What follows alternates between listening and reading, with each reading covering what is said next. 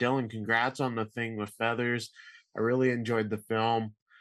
You obviously have a background in documentaries. What was the biggest adjustment in making your narrative film debut with this?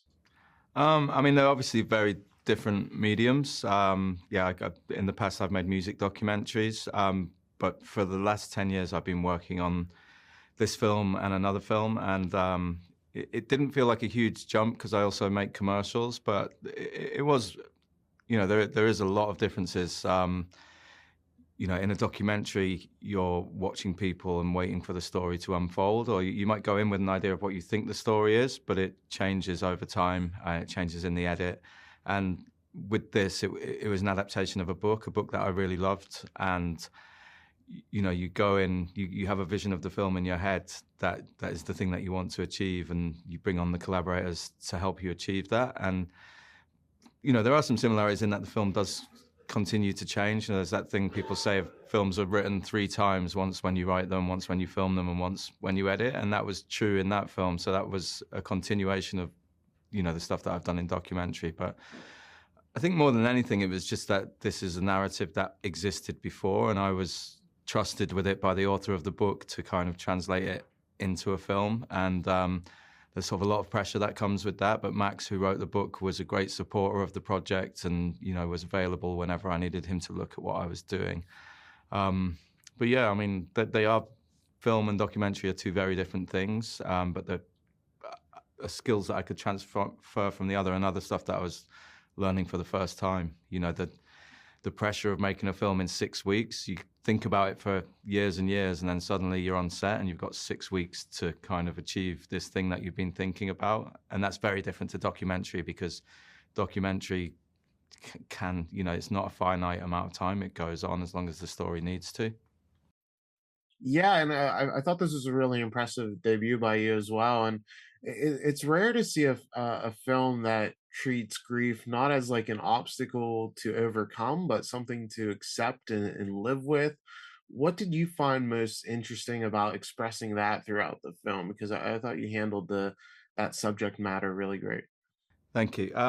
Yeah, I mean, it's a difficult subject. And one of the things I loved about the book when I read it, and one of the things I loved about adapting it into a film, is that in culture, there's this idea about grief that it's this thing that you move through in 5 steps, denial, acceptance, anger, or, all of that, and come out the other side somehow healed. But Max's book, and hopefully the film, sort of treats that idea in a different way, that grief is something that you have to accept and assimilate. And, as tough and as violent and as brutal as it can be, eventually you have to look for the way that you can make it part of your life, and that it can be helpful in some way.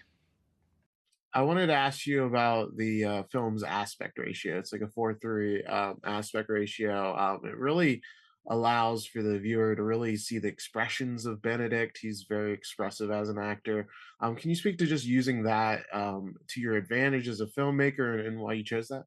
Yeah, I mean, the 4:3 aspect ratio was a really deliberate choice. I wanted the environment the family were in to feel claustrophobic. And as you say, when that aspect ratio, when you're in close up, you really get to see, it's kind of like portrait photography. The composition that it allows on faces really makes you concentrate on performance and emotion. So there were sort of 2 or 3 reasons why it was always going to be the aspect ratio. One, to kind of hem the family into their space, and really get that claustrophobic feeling of being trapped in this emotion. And 2, just because of the sort of compositional opportunity to really kind of, examine the faces of these people and the emotions that they're going through. I really enjoyed how you changed perspectives throughout the film. I read that was in the novella as well. The perspective of the boys just really crushed me. That whole section is a real gut punch for a while. What did you like most about seeing this situation from the different perspectives and breaking it into those sections for the film? Yeah, I mean, the book that this is an adaptation of is a really unusual book in that it's constantly shifting perspectives. It's not in our film, we chaptered it, so it's Dad, it's the Crow, it's the boys, In the book, it jumps between them page by page, and I really love that kind of thing of seeing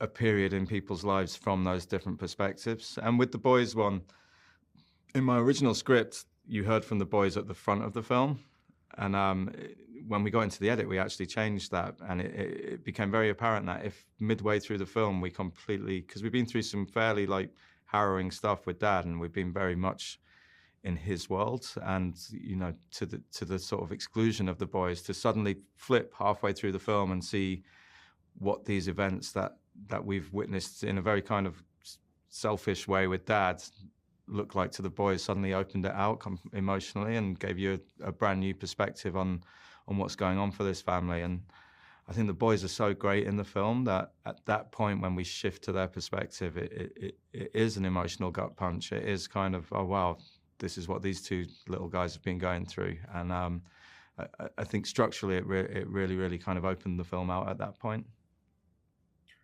Yeah, and Benedict gives such a strong performance, and he's obviously a very intelligent actor that knows his craft and breaks down scenes. So, what kind of stood out about him as a collaborator when he is like the centerpiece of this film throughout most of it? So, how was it having, somebody of his caliber able to put this all together?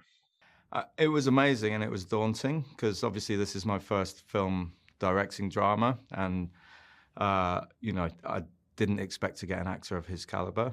And I kind of worried at first, as he's worked with all of these seasoned directors. He's worked with Jane Campion. He's like been on the biggest sets in the world with Marvel. Like he's going to come onto this small indie film, low budget, with a director who hasn't directed this kind of thing before. Am I going to be good enough? And as soon as I met him, all of those doubts and fears were washed away because he was such an amazing collaborator. He came on board as a producer as well.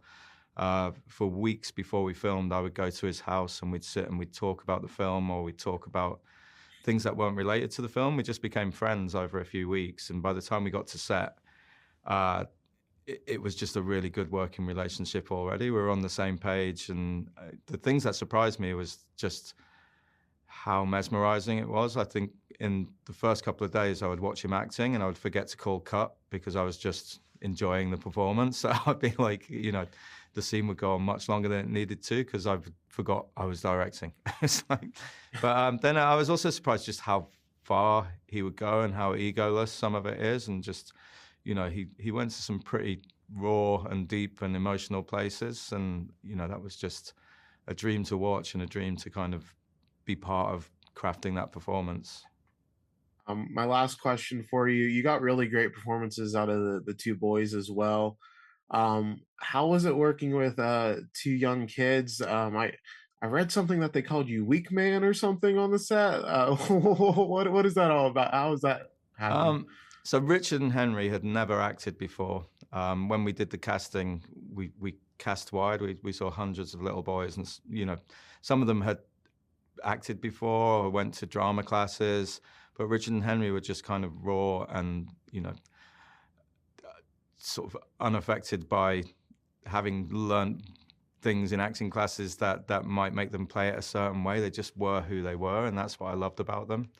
I found a tape the other day from one of our early casting sessions, and two other boys were doing an exercise, and I should have been filming them, but my camera just kept drifting back to Richard and Henry watching the others, and they just had something so pure in their faces. And we were uncertain whether we'd be able to get what we needed from them because they're quite boisterous, and they, if they don't want to do something, they'll tell you they don't want to do it. But just who they were as people were how I imagined the boys as characters. So I just wanted to harness that. And, it was like capturing lightning in a jar. It was, when they were good, they were absolutely amazing. But then on some days, they're 7-year-old boys, and, doing a take for the 15th time is not what they want to do. And they would just say no. So I'd have to find ways to persuade them, bribe them, and get them to do what I want through tricking them. But yeah, the weak man thing, on the very first day of filming, I walked onto set, and I think it was Henry said, here's weak man, in front of the entire crew, and that became my nickname for the boys for most of the shoot, which was Uh, trying to get the confidence of a crew in a first time director, and two 7-year-olds are calling him weak man. That was a good start.